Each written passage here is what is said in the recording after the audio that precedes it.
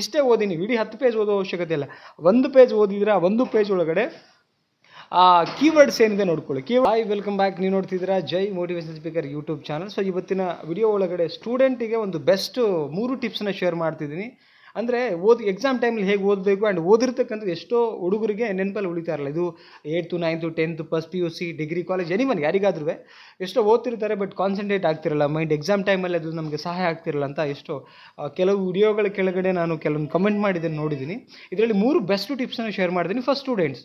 Okay, first tips ನೋಡೋಣ. ಏನು ಅಂತ ಹೇಳಿದ್ರೆ ಆಕ್ಟಿವ್ ರಿಕಾಲ್ ಮಾಡ್ಕೊಳ್ಬೇಕಾಗುತ್ತೆ. ಆಕ್ಟಿವ್ ರಿಕಾಲ್ ಇಟ್ ಮೀನ್ಸ್ ನೋಡಿ, ಏನೋ ಒಂದು ಓದ್ತಾ ಇರ್ತೀರಾ ನೀವು. ಎಕ್ಸಾಂಪಲ್ ಒಂದು ಪ್ಯಾರಾಗ್ರಾಫ್ ಓದ್ತಿರ್ತೀರಾ, ಯಾವುದೋ ಒಂದು ಇಂಗ್ಲೀಷೋ ಅಥವಾ ಇನ್ಯಾವುದೋ ಸೋಷಿಯಲ್ ಸೈನ್ಸು ಯಾವುದೋ ಒಂದು ಸಬ್ಜೆಕ್ಟ್ ತೊಗೊಂಡು ಪ್ಯಾರಾಗ್ರಾಫ್ನ ಸ್ಟಡಿ ಮಾಡಬೇಕಾದ್ರೆ ಮೇಕ್ ಅಂಡರ್ಲೈನ್. ಆಕ್ಟಿವ್ ರಿಕಾಲ್ ಮಾಡ್ಕೋಬೇಕಂದ್ರೆ first you how to make underline. ಅಂದರೆ ನಿಮಗೆ ಆ ಒಂದು ಪ್ಯಾರಾಗ್ರಾಫ್ ಒಳಗಡೆ ಲೈಕ್ ನಾವು ಕೀವರ್ಡ್ಸ್ ಅಂತ ಹೇಳ್ತೀವಿ.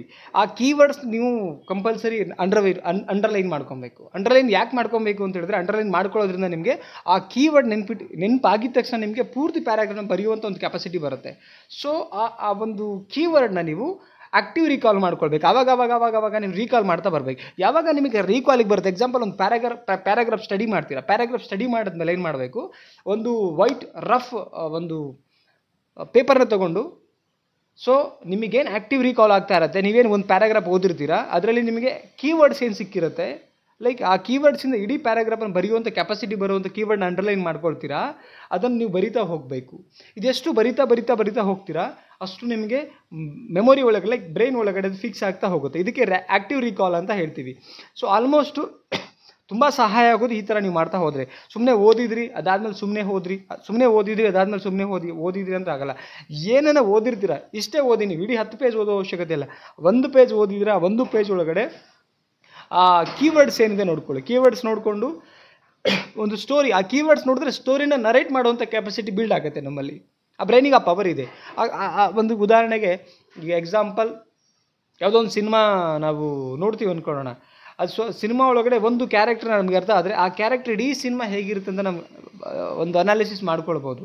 ರೈಟ್, ಈ ಕಳ್ಳ ಅನ್ನೋ ಒಂದು ವರ್ಡ್ಸ್ ಗೊತ್ತಾದರೆ ಕಳ್ಳ ಹೇಗಿರ್ತಾನೆ, ಹೆಂಗೆ ಕಳ್ಳ ಮಾಡ್ತಾನೆ, ಕಳ್ಳ ಅನ್ನೋ ಒಂದು ವರ್ಡಿಂದನೇ ಕಳ್ಳನ ಬಗ್ಗೆ ಪೂರ್ತಿಯಾಗಿ ಬರೆಯೋಕ್ಕೆ ಸಾಧ್ಯ ಇದೆ. ಹಾಗೆ ಒಂದು ಕೀವರ್ಡ್ಸ್ನ ನೀವು ಅನಾಲಿಸಿಸ್ ಮಾಡಿ ಅದನ್ನು ಅಂಡರ್ಲೈನ್ ಮಾಡ್ಕೊಂಡ್ಮೇಲೆ ಅದ್ರ ಮೇಲೆ ನೀವು ರೀಕಾಲ್ ಮಾಡ್ತಾ ಅದನ್ನು ಬರೆದು ತೆಗೀರಿ. ಪಾಯಿಂಟಾಗಿ ಬರೆದು ತೆಗಿತಾ ಬಂದಾಗ ನಿಮಗೆ ಎಕ್ಸಾಮಿಗೆ ತುಂಬ ಹೆಲ್ಪ್ ಆಗುತ್ತೆ. ಫಿಕ್ಸ್ಡಾಗಿ ನಿಮಗೆ ಅದು ಅರ್ಥ ಆಗಿರುತ್ತೆ ಆ್ಯಂಡ್ ಫಿಕ್ಸ್ಡಾಗಿ ನಿಮ್ಮ ಮೆಮೊರಿಗೆ ಉಳಿದೋಗುತ್ತೆ. ಅದು ನಿಮಗೆ ಎಕ್ಸಾಮಿಗೆ ತುಂಬ ಹೆಲ್ಪ್ ಆಗುತ್ತೆ. Right, first point. Second point ನೋಡೋಣ ಅಂದರೆ ರಿಪಿಟೇಷನ್ ಮೋಡಲ್ಲಿ ನೀವು ಓದಬೇಕಾಗುತ್ತೆ. ರಿಪಿಟೇಷನ್ ಮೋಡ್ ಅಂದರೆ ಇಟ್ಸ್ ನೋಡಿ, ಯಾವುದೇ ವಿಚಾರ ರಿಪಿಟೇಷನ್ ಮೋಡಲ್ಲಿ ವರ್ಕ್ ಆಗ್ತಾ ಬಂದರೆ ಡೆಫಿನೆಟ್ಲಿ ಇದು ಪರ್ಫೆಕ್ಟ್ ಆಗ್ಲಿಕ್ಕೆ ಸಾಧ್ಯ.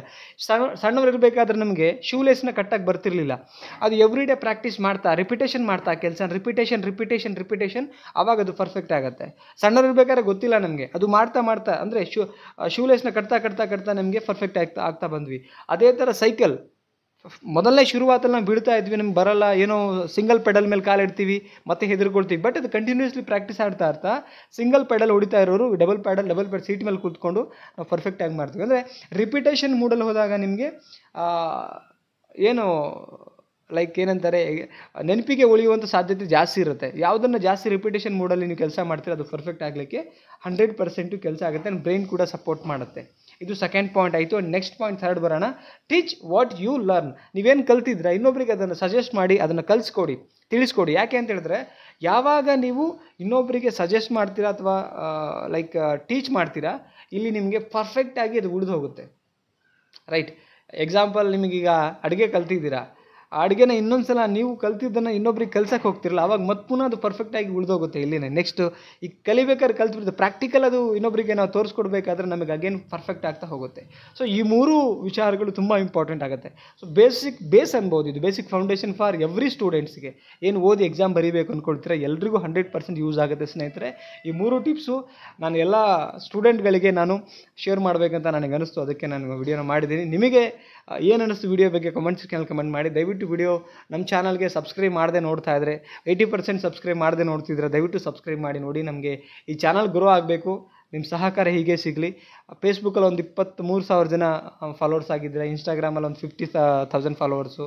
ಸೊ ಯೂಟ್ಯೂಬಲ್ಲಿ ಕಡಿಮೆ ಇದೆ, ಯೂಟ್ಯೂಬಲ್ಲೂ ಸ್ವಲ್ಪ ಫಾಲೋ ಮಾಡಿ, ಸಪೋರ್ಟ್ ಮಾಡಿ. ಆ್ಯಂಡ್ ವಿಡಿಯೋ ಇಷ್ಟ ಆಗಿದ್ದರೆ ನಿಮ್ಮೆಲ್ಲ ಫ್ರೆಂಡ್ಸ್ ಸ್ಟೂಡೆಂಟ್ಗಳಿಗೆ ಶೇರ್ ಮಾಡಿ. Thank you so much. ಮತ್ತೊಂದು ಟಾಪಿಕಲ್ಲಿ ಸಿಗ್ತೀನಿ. ಬಾಯ್.